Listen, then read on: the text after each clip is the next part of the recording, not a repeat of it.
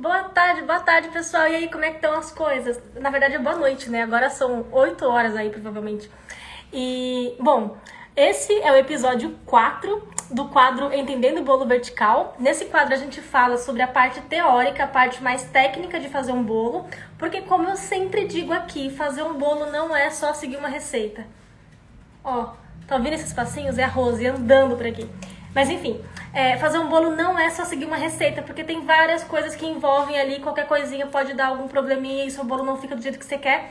Então, eu trago esses temas assim um pouco mais teóricos exatamente para te ajudar a fazer um bolo cada vez melhor, tá? O meu nome é Pauline, mas você pode me chamar de Polly. Eu sou professora online e especialista em bolo vertical. E o meu objetivo aqui é te ajudar a transformar um bolinho, aquele simples bolinho, em um bolo vertical inesquecível, tá? O tema da nossa live de hoje é os tipos de bolo, os tipos de massa de bolo, tá? O ato de fazer um bolo é tão natural pra gente, né? É tão comum que a gente simplesmente pega uma receita ali na internet, às vezes até tem ali em casa a mesma receita que você usa, e você começa a juntar ali os ingredientes, faz e pronto, e não para pra pensar na forma de preparo desse bolo, né? Então tem massas que você vai lá, mistura manteiga com açúcar, tem massa que você faz a clara em neve ali, depois mistura aos poucos. Então tem vários tipos de método de preparo. E por que eu resolvi trazer esse tema aqui hoje? Porque dependendo da ordem que a gente coloca esses ingredientes, dependendo do método de preparo que a gente faz esse bolo, o resultado acaba sendo diferente, tá? Então, voltando àquela questão, né, é muito natural a gente fazer o bolo sem parar para pensar no porquê que a gente está usando aquele método, né? Geralmente aquela receita que a gente tem ali em casa e pronto, acabou. Então, é importante a gente entender isso para conseguir ter mais liberdade e escolher uma receita, uma massa que realmente funcione para o que a gente quer, tá bom? Esse vídeo ele vai ser um pouquinho mais rápido, porque eu vou falar os métodos de preparo e pronto, não tem muito papo, tá? Vai ser direto. Então, ó, vamos lá, voltando. O primeiro tipo de método de preparo de massa é o método espumoso. Aí você fala, Pauline, o que é método espumoso, né? Método espumoso é aquele método que a gente faz o pão de ló, a gente faz a genoise. Vocês continuam ouvindo a Rosa, né? Enfim, a gente faz o pão de ló, a gente faz a genoise, a gente faz a massa chiffon. Esses são os bolos do método espumoso, tá? E o que é esse método espumoso? Basicamente, a gente faz uma espuma, né? A gente pega os ovos, pode ser, dependendo do bolo que você está fazendo, pode ser os ovos inteiros, pode ser só as claras, e a gente bate esses ovos ou essas claras, incorporando bastante ar, e depois sim a gente junta com os outros ingredientes, tá? Nesse método de preparo, nem fermento vai, porque, sinceramente, é um método que a gente incorpora ar nessas claras, nesses ovos, e vai ser esse ar que vai ajudar com que o bolo cresça, tá? Que vai ser o responsável pelo crescimento desse bolo.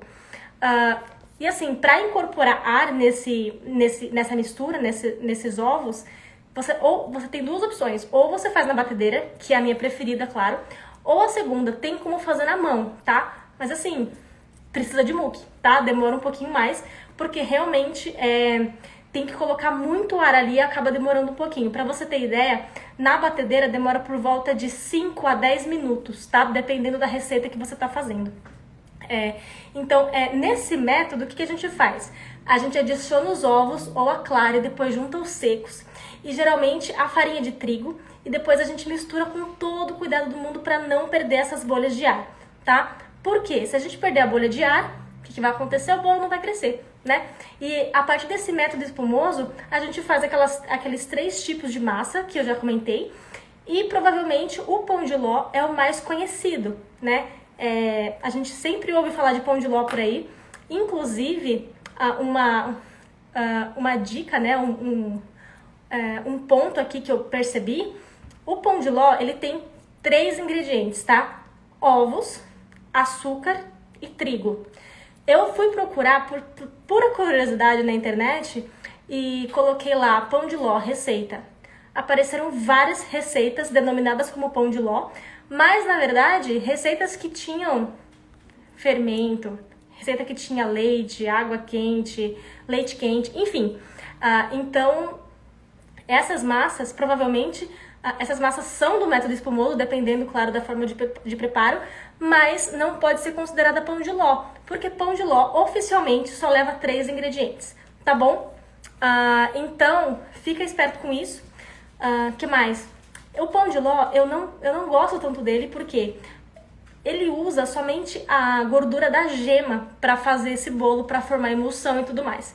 Então acaba sendo uma massa, na minha opinião, uma massa que não é tão saborosa assim, porque não tem tanta gordura, tá? E além do mais, ela é fofa, extremamente fofa, mas ela também não tem tanta estrutura. Porque lembra, a gente tá falando de ovos ali, então não tem nada que faça com que essa massa fique mais estruturada, tá bom? Somente os ovos ali e o trigo e o açúcar não é o suficiente para fazer com que essa massa fique realmente estruturada, tá? Então, por isso que eu prefiro outros métodos de preparo. Bom, se essa massa não tiver bolha, as bolhas de ar, né, que eu já comentei, esse negócio vai virar tudo menos um bolo. Então, na hora que você for colocar ali as claras em neve, aí você vai colocar a farinha, outro ponto, a farinha tem que estar peneirada, tá? Eu sempre falo aqui, você não precisa peneirar a farinha, pode só colocar a farinha num pote e bater o fouet ali, ela vai ficar um pouco mais airada ali, né? Mas nesse caso, como o pão de ló é uma receita muito delicada, né? E só o fato de você perder o ar dessas claras em neve faz com que você perca o resultado inteiro do seu bolo, eu recomendo que sim, coloque a farinha peneirada, tá bom? Vamos lá, o que mais? A gente tem também a massa genoise, que é feita também pelo método espumoso, mas a única diferença entre o pão de ló e a genoise é que a genoise leva manteiga, tá? O método de preparo também acaba mudando um pouquinho, como é que se faz ela.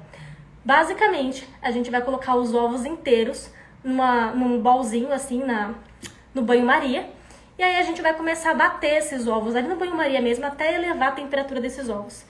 Elevou a temperatura desses ovos, se eu não me engano é 50 graus, mas eu tenho que confirmar essa informação. 50 a 52 graus. Elevou a temperatura desses ovos, você coloca isso na batedeira, vai começar a bater, ou seja, você vai adicionar ar ali. Então vai virar aquela espuma, né, como era no pão de ló. Então vai virar aquela espuma ali. E o que você vai fazer? Você vai derreter a manteiga. Enquanto você derrete a manteiga, você vai adicionando o trigo também peneirado, tá? E você vai adicionando o trigo com muito cuidado. Você retira parte daquela massa que já está incorporada a parte do trigo, coloca ali na manteiga derretida, mistura tranquilamente ali, porque você exatamente tirou essa partezinha da receita, você tirou essa parte da massa do bolo, né, para colocar na manteiga, então você não precisa ter tanto cuidado ali para perder o ar, entendeu? Então você vai simplesmente bater ali junto para misturar a manteiga e vai verter tudo isso na massa principal, no bowl principal. E isso vai fazer com que você consiga incorporar bem melhor essa manteiga na massa, tá? E o que acontece? Quando a gente eleva a temperatura desses ovos para fazer o bolo genoise, a gente consegue dar um pouco mais de estrutura para esse bolo. O ovo ele vai ficar um pouco mais firme, um pouco mais estruturado, para conseguir fazer com que esse bolo fique mais firminho, se comparado, claro, ao pão de ló, tá? Mas lembrando que esse bolo, ele também é extremamente fofo, tá bom? É uma massa um pouco mais saborosa, porque como eu falei, vai a manteiga, vai um pouco mais de gordura, né? Então acaba ficando muito gostosa. E vale lembrar também que essa massa também não leva o fermento, tá? Essa massa não leva o fermento, porque o que faz crescer é exatamente a aeração dos ovos, então tem que colocar o trigo com muito cuidado, tá? Que mais? Tem também a massa chiffon. A massa chiffon tem um pouquinho mais de ingrediente aí, ela também leva fermento, tá? Geralmente, como é que se faz? Você bate água com óleo e as gemas, só as gemas do ovo. Bate ali até ficar aquela espuma, depois você lava esse pote da batedeira, bate só as claras em neve. Enquanto tá batendo as claras em neve, você vai lá e mistura o resto dos ingredientes. Depois você vai simplesmente colocar, o resto dos ingredientes que eu digo são secos, tá? Você vai colocar esses secos junto com a mistura já batida da água, óleo e gema, vai incorporar ali e depois sim você incorpora a clara em neve, tá? Então, essa massa, ela é bem queridinha por aí, também é a minha preferida em relação a esse método espumoso, porque claro, ela fica mais gostosa, porque ela vai o óleo vegetal, ela fica um pouquinho mais estruturada, enfim, ela fica saborosa demais, tá? E lembrando que tem o fermento também, tá? Então, assim, apesar dela ser do método espumoso, leva o fermento que é pra dar uma ajudada aí no crescimento desse bolo, tá? Que mais? Tem também o outro método, que é o método de adição ou o método direto. O que é esse método? Já parou pra pensar como é que você faz um bolo de cenoura? Você vai lá, coloca o açúcar, depende da forma que você tá fazendo ali, né? Mas geralmente você coloca o açúcar, óleo, a cenoura, os ovos, bate, depois você coloca os ingredientes secos num outro potinho. Depois que bateu a cenoura ali com todos os ingredientes líquidos, você vai lá e verte, né? Você coloca esses líquidos junto com os secos e tá pronto, né? Você incorpora ali os secos junto com os líquidos e acabou. Esse é o método de adição ou o método direto, tá bom? Qual que é a vantagem desse método? Ele é bem fácil de fazer. Ele, dependendo da proporção da receita que você tem, ele pode gerar sim uma massa extremamente saborosa, uma massa estruturada, tá? Então é uma massa que fica muito, muito, muito gostosa, tá bom? Esse método, claro, não tem como fazer só o bolo de cenoura, né? Tem como fazer vários outros bolos com esse método. Por exemplo, tem massas à base de óleo também que dá pra fazer com esse método de adição, esse método direto. Tem, por exemplo, aquele bolo Red Velvet, que é aquele vermelho, é um típico bolo americano. E ele também é feito dessa forma.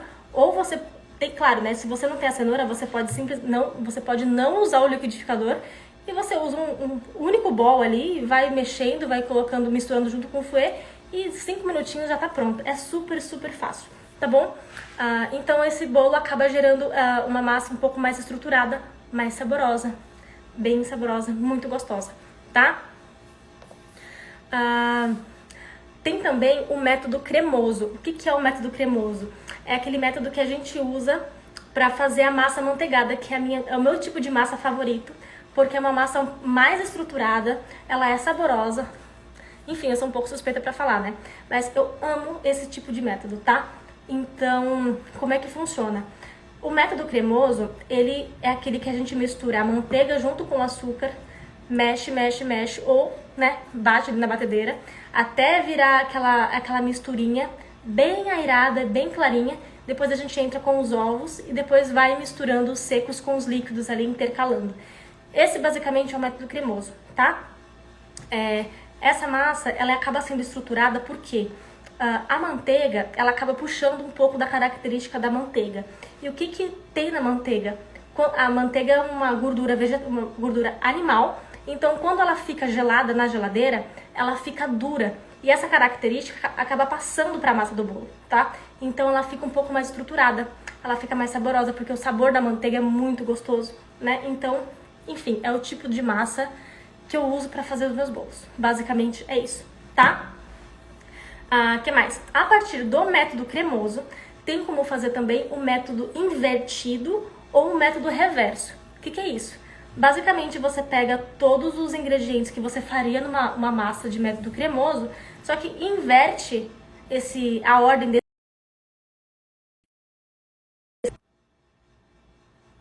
Foi. Então, como é que vai acontecer?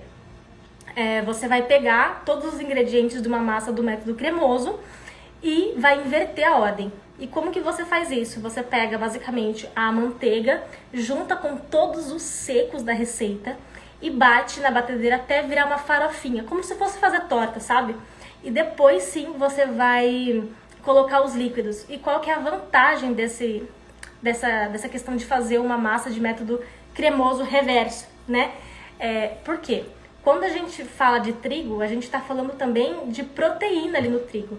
A proteína, a gente está falando de glúten. O glúten, ele forma uma rede.